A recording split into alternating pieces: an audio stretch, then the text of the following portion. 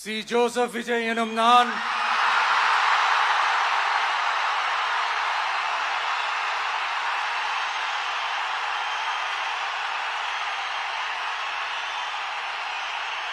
சட்டப்படி அமைக்கப்பெற்ற இந்திய அரசியல் அமைப்பின்பால் உண்மையான நம்பிக்கையும் மாறா பற்றும் கொண்டிருப்பேன் என்றும்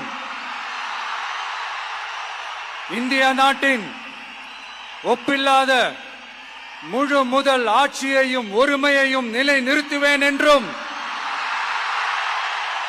தமிழ்நாட்டு அரசின் முதலமைச்சராக உண்மையாகவும் உளச்சான்றின்படியும் என் கடமைகளை நிறைவேற்றுவேன் என்றும்